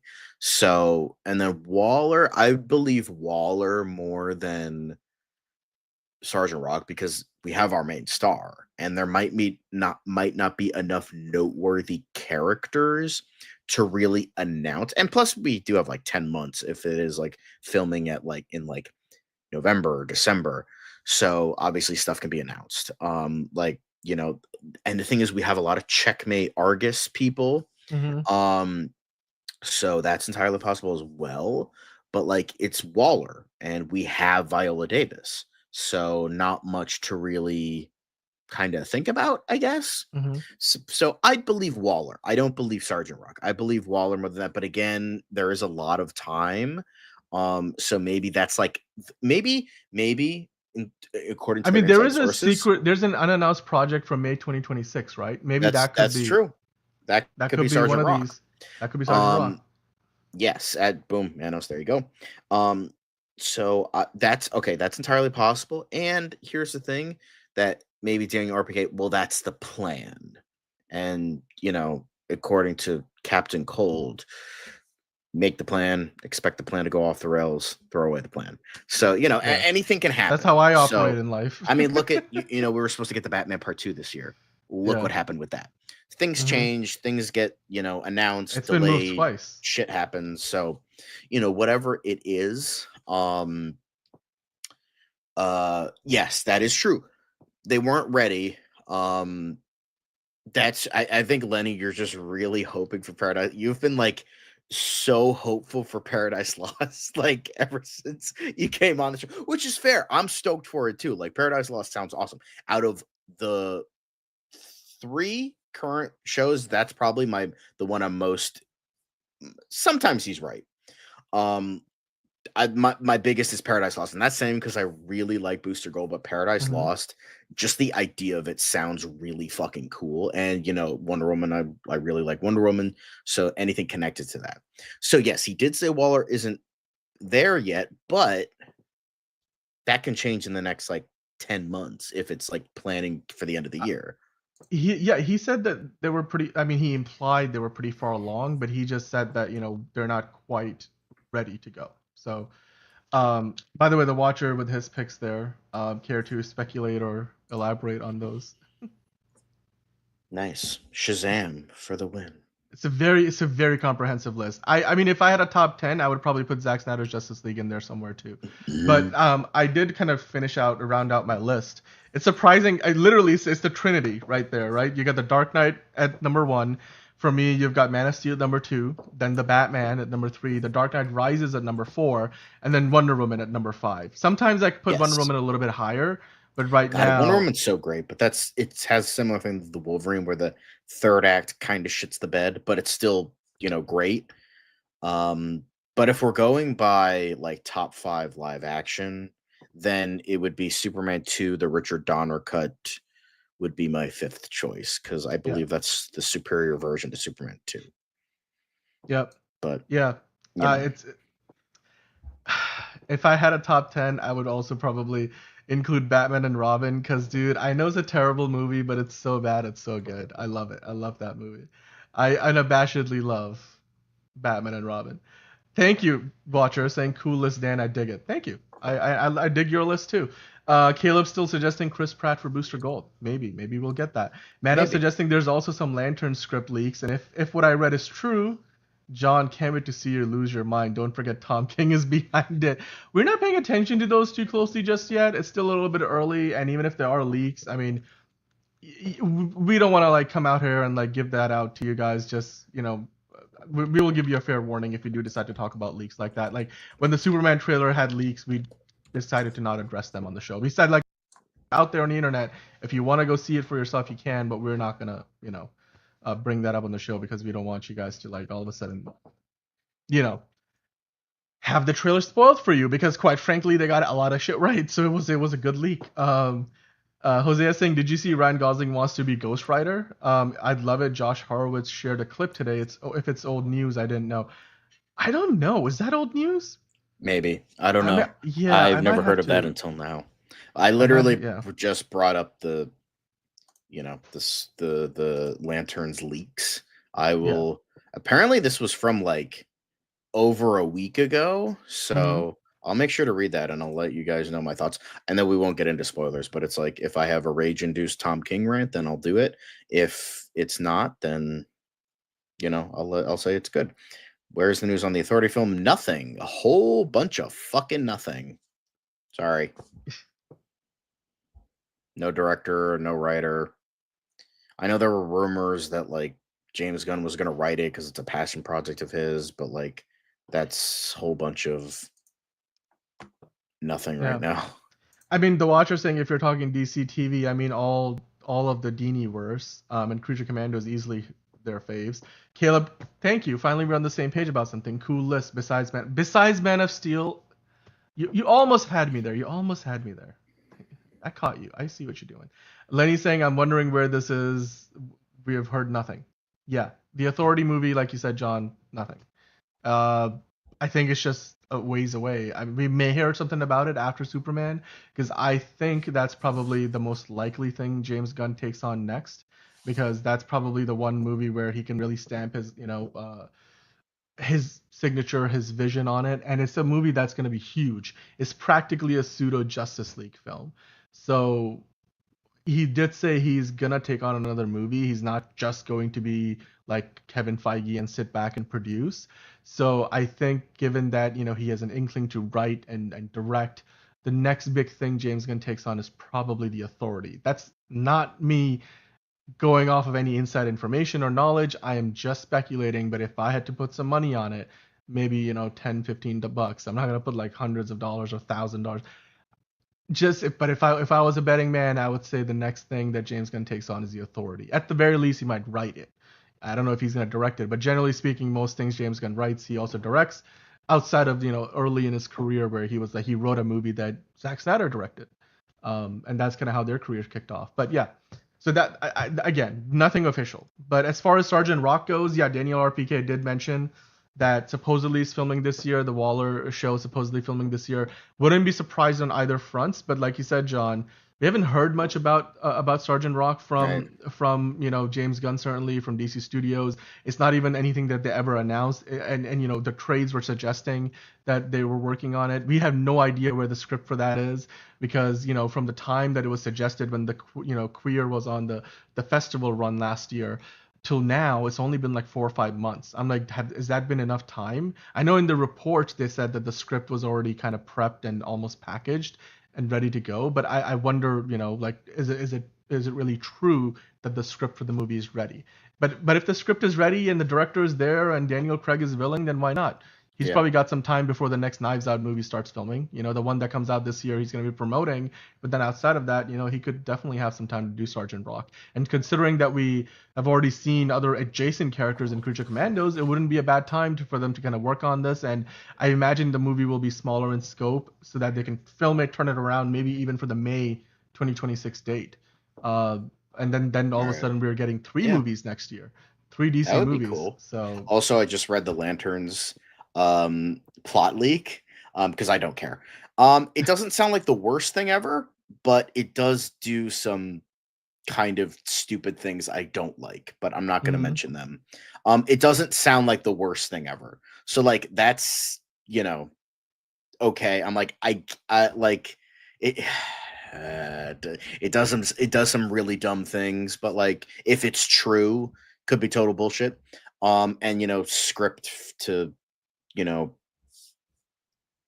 to screen is like very long process, so it's entirely possible things change. But not the worst thing ever, but not, I mean, it's not the Green Lantern movie, but it's not great. So I'll be like, okay, it's a start. But anyway, I won't spoil things. We'll talk about that maybe another day. yeah, we'll make sure that we bring a big spoiler warning with us. But no raging from me. Yeah. I'm not. It's not a rage-worthy thing. Although apparently, the episode 2 and 3 plot leaks are also available. So I'm really curious about how those will work out.